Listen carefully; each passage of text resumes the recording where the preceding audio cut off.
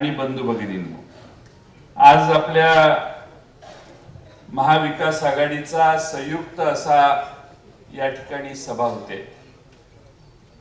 बऱ्याच दिवसापासून आयोजन करायचं ठरत होतं, पण सरकार निवडणुका कधी घेणार याचा अंदाज येत नव्हता। आणि आता आजच्या निवडणूक आयोगाच्या समोर निवडणूक आयोग जे पत्रकारांच्या समोर सांगणार आहे ती माझी माहिती आहे की हरियाणा आणि दुसऱ्या कुठल्या तरी राज्याचीच निवडणूक जाहीर करतील। मी अनेक ठिकाणी सांगतो की महाराष्ट्र सरकार एक घाबरलेलं सरकार आहे। यांना निवडणुकीची भीती आहे। यांचं सरकार सत्तेवर आल्यानंतर महाराष्ट्रामध्ये स्थानिक स्वराज्य संस्थांच्या निवडणुका घ्यायला हे घाबरले। आता मागच्या 1.5-2 वर्षात जो कारभार केलेला आहे त्यातून महाराष्ट्राच्या लक्षात आलेलं आहे की काय प्रकारचं सरकार यांनी 1.5 वर्षात चालवलं। आणि म्हणून लोकसभेमध्ये महाराष्ट्राच्या जनतेने एक मोठा धक्का त्यांना दिलाय। मी अनेक ठिकाणी सांगतो की यांना आता निवडणुका ऑक्टोबर मध्ये घेण्याचं धाडस होणार नाही। म्हणून निवडणूक आयोग, माझी स्वतःची व्यक्तिगत शंका आहे की दिवाळी झाल्यानंतरच हे निवडणुकांना समोर जातील। 15-20 नोव्हेंबरच्या दरम्यानच हे निवडणुका घेतील। त्याच्या आधी यांची निवडणूक घेण्याची ताकद नाही, कारण लोकसभेत फार मोठा धक्का भारताच्या देशातल्या जनतेने आणि महाराष्ट्रातल्या जनतेने दिलाय। 400 पारचा नारा करणारे 240 वर थांबले। 240 वर गाडी थांबली त्यावेळी दोघांचे टेकू घेतले आणि एक बिहारचा टेकू आणि एक तिकडे आंध्र प्रदेशचा टेकू, दोघं एवढी पलटी मारण्यात भाद्र आहेत। यांचं दिल्लीचं सरकार कधी खाली येईल याचा नेम नाही। 6 महिने का वर्ष एवढाच विषय राहिलेला आहे। आणि म्हणून लाल किल्ल्यावरून भाषण करताना युनिफॉर्म सिव्हिल कोड नाही, सेक्युलर सिव्हिल कोड, सेक्युलर शब्द वापरायला लागायला लागला। याच्यातच तुमची हार आली। तुम्ही 10 वर्षापूर्वीपासून जो टेंबा मिरवला भारतात त्यात सेक्युलर शब्द कधी वापरत नव्हता, पण आता तुमच्या लक्षात आलं भारत तुम्हाला एवढा मोकळा सहजासहजी चालून देणार। आज देशामध्ये काय झालं हा विषय लोकसभेला आपण उत्तर देऊन 31 ठिकाणी भाजपचा पराभव करून आपण महाराष्ट्रातल्या जनतेची भावना व्यक्त केलेली। आता 2-2.5 महिन्यानंतर विधानसभा येईल। आज आपण योग्य वेळी सर्व पक्ष एकत्रित आलो। उद्धवजींनी सांगितलं तसं आपण सगळे एक दिलाने एक मुखाने राहिलो तर महाराष्ट्रातलं सरकार हे महाविकास आघाडीचं ही काळ्या दगडावरची रेघ आहे। तुम्ही काही चिंता करू नका, पण एकमेकाला सहाय्य करणं आणि आपला महाविकास आघाडीचा त्या मतदारसंघातला उमेदवार विजयी कसा होईल हे बघण्यासाठी आपण सगळे आजपासून कामाला लागलं पाहिजे। सगळ्यात महत्वाचा भाग आहे तो म्हणजे सरकार कसं चाललंय।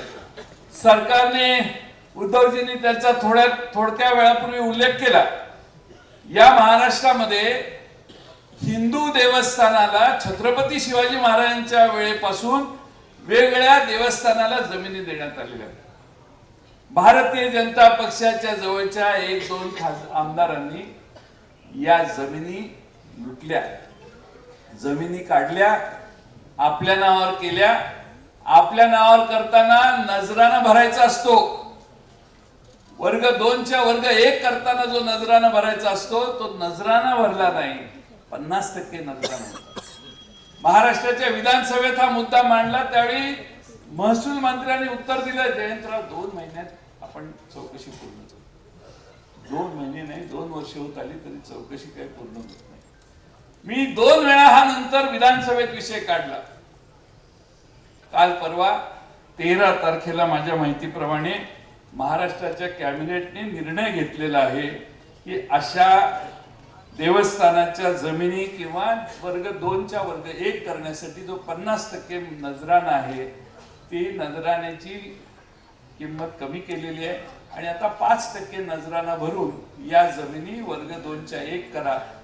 ह्या जमिनी ऑलरेडी या बहादरांनी विकलेल्या आहेत, त्याच्यावर इमारती उभ्या राहिलेल्या आहेत, उभा करणं चालू आहे। बिल्डरांच्या ताब्यात या देवस्थानाच्या जमिनी गेलेल्या आहेत। म्हणजे महाराष्ट्रामध्ये हिंदू देवस्थानाच्या जमिनी लुटण्याचं पाप हे भारतीय जनता पक्षाच्या अकाउंटवर जातं, हे मित्रांनो विसरू नका. आणि ते कव्हर करण्यासाठी, त्याच्यावर चादर घालण्यासाठी हा 5% निर्णय केलेला आहे. पण लोक कोर्टात जातील, ऑलरेडी कोर्टात आहेत, तक्रारी आहेत, चौकशा आहेत. याच्यासाठी जे यांनी जमिनी लाटणारे होते तेच हा निर्णय व्हावा म्हणून मंत्रालयाची मीटिंग झाली, त्यात बसून त्यांनी हा निर्णय घेण्याच्यासाठी प्रोत्साहन दिलं. आणि त्यामुळे सगळाच कारभार हा लुटालुटीचा महाराष्ट्र सरकारचा दिसतोय, हे महत्वाचं आहे. 13 ऑगस्टला कॅबिनेटने एक निर्णय घेतला. 6000 किलोमीटरचे रस्ते आता हॅमवर बांधायला मंजुरी दिली. पण हे महामंडळ कुठले महामंडळाचे रस्ते बांधणार आहेत? कुठलं महामंडळ? तर त्याचं नाव आहे Maharashtra state infrastructure development corporation. महाराष्ट्राच्या विधानसभेत मी हा आरोप केलेला होता. हे महामंडळ आहे ते विधान भवनाच्या इमारतीच्या समोर एक इमारत आहे, तिथं कुठल्या तरी मजल्यावर आहे. एकच माणूस अधिकारी देत आहे आणि दोघं तिघं त्याची PA आहे. त्याच्याशिवाय त्या रस्ते विकास ते जे महामंडळ आहे MSIDC, त्याच्याकडे दुसरा कुठला इन्फ्रास्ट्रक्चर नाही. आणि त्याच्याकडे आता 37,000 कोटी रुपयाचे हॅम मधून रस्ते बांधायचे, त्याची जबाबदारी त्या महामंडळावर देण्याचं काम झालेलं आहे. स्टाफ नाही, इन्फ्रास्ट्रक्चर नाही, फक्त त्या ठिकाणी टक्केवारी घेऊन काम देणं हा उद्योग करणारे हे MSIDC महामंडळ आहे. हे मित्रांनो तुम्ही विसरू नका.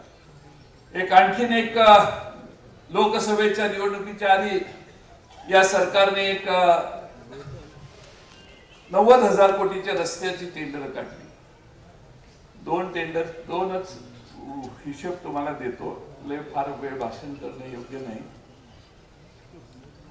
तिकडे जालन्यावरून नांदेडला जाणारा एक रस्ता 11,000 कोटी रुपयाची एस्टिमेट त्यांनीच केलेलं आहे.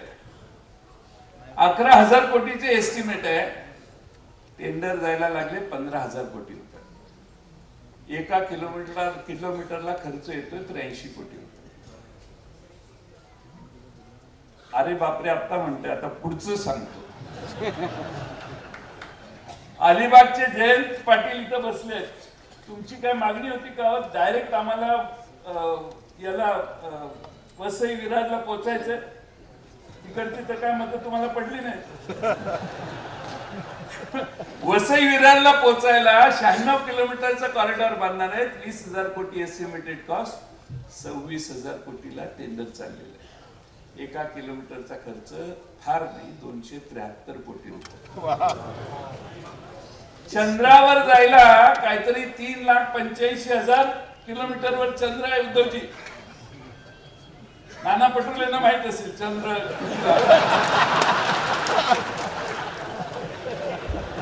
त्या ठिकाणी चांद्रयान गेलं आपलं, चांद्रयान 3, फक्त 600 कोटी. पण जयंत पाटलांच्या वरसेवावरून भाई ठाकूरच्या गावाला जायला, म्हणजे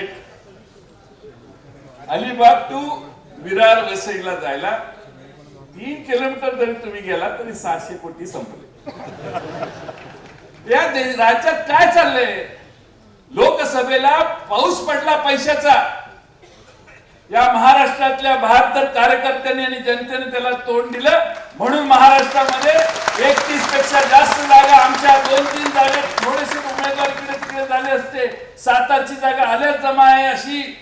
त्या पिपाणीलाच आमचे 37,000 मतं गेली, 35,000 आमची सीट पडली. सांगण्याचा मुद्दा हा, मुंबईत तर सीट चोरली. आणि म्हणून या निवडणुकीमध्ये आता ती EVM मशीन आहे, त्याच्यावर लक्ष ठेवा. आपण फक्त रस्त्यावर आणि मोर्चात आणि आंदोलनात असतो. EVM मशीनचे कोड नंबर जाऊन बघा. चालू आहे प्रोसेस. आता दिवसाला 80, 90, 100 मतं EVM मशीन चेक होतात. तुमच्या तिन्ही पक्षाचे आपल्या प्रतिनिधी जाऊन बसले पाहिजे.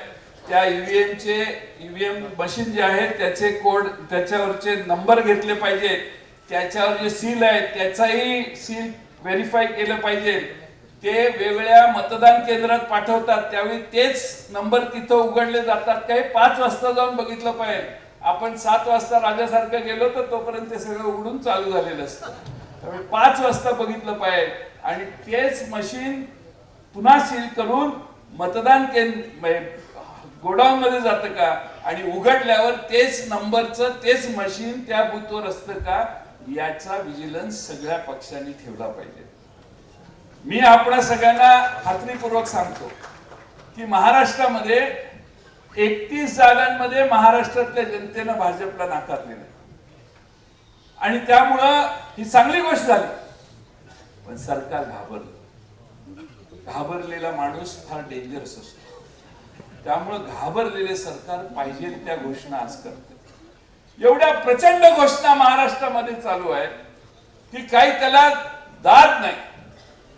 काल परवा मी असं ऐकलं की राज्याचे अर्थमंत्री, उपमुख्यमंत्री आणि मुख्यमंत्र्यांनी सांगितलं मी काय न वाचता आता सही करणार नाही. याचा अर्थ याच्या आधी न वाचता सह्या झाल्या. त्यांचा स्वभाव तसा नव्हता. परिस्थितीमुळे अशा गोष्टी होत असतात. म्हणजे आतापर्यंत ज्या घोषणा झालेल्या आहेत त्या हिशेब न करता झालेल्या आहेत आणि म्हणून महाराष्ट्राच्या तिजोरीला आता 2-2.5 लाखापेक्षा जास्त मोठी तूट आलेली आहे. आणि तूट आलेली आहे म्हणून महाराष्ट्रातल्या प्रत्येक डीपीडीसी मधले पैसे वर्ग करून या जाहीर केलेल्या योजनांना पैसे वर्ग करायचा उद्योग चालू आहे. राज्याचा अर्थ सचिव आता प्रत्येक फाईलवर द्यायला लागलाय काहीही पाठवू नका, मिळणार नाही, सर्व योजना बंद करा आणि याच ठिकाणी याच योजनेला पैसे देण्याची गरज आहे. आता महाराष्ट्रातल्या सगळ्यांना विचार न करता चालू केलेल्या योजना या विचारी पद्धतीने भविष्यात नेण्याची जबाबदारी आपल्यावर आहे, कारण सरकार आपलं येणार आहे. त्यामुळे महाराष्ट्रातल्या सगळ्या भगिनींना माझं आव्हान आहे की तुम्ही काही चिंता करू नका, जे मिळते ते घ्या, आमची काही तक्रार नाही. भविष्य काळामध्ये तुम्हाला चांगल्या पद्धतीनं याच्यापेक्षा अधिक ताकदीनं आम्ही मदत करण्याची भूमिका घेऊ. तुम्ही आमच्या महाराष्ट्रातल्या भगिनींची चिंता करू नका. महाराष्ट्रात कोणत्याही परिस्थितीत महाविकास आघाडीचं, शाहू फुले आंबेडकरांच्या विचारसरणीचं सरकार आणण्यासाठी आपण ताकदीनं एकत्रित राहून काम करू. बोलण्यासारखे विषय अनेक आहेत पण माझ्या नंतर अनेक वक्ते बोलणार आहेत. इतक्या लवकर बोलायची संधी मिळेल असं वाटलं नव्हतं. म्हणून प्रमुखांनी शेवटी बोलायचं असतं असं आमच्या सभेत संकेत आहे. पण पवार साहेब सांगतात आम्हाला की दक्षिणेला अशी पद्धत आहे की प्रमुख असतो तोच आधी बोलतो. त्यामुळे ही नवी प्रथा सुरू झाल्यामुळे अचानकपणाने बोलायची संधी मिळाली. पण पुन्हा एकदा मी सांगतो, राष्ट्रवादी काँग्रेसचे सगळे कार्यकर्ते शिवसेना आणि काँग्रेसला पूर्ण ताकदीनं सहकार्य करतील आणि महाराष्ट्रामध्ये महाविकास आघाडीचं काम सत्ता आणण्यासाठी प्रयत्न करतील हा विश्वास व्यक्त करतो आणि माझे 2 शब्द पूर्ण करतो. धन्यवाद. CEN न्यूज, देश प्रदेश की ताजा तरीन खबरों के लिए CEN न्यूज को सब्सक्राइब करें और रहें पल पल की खबर से हर पल बाखबर.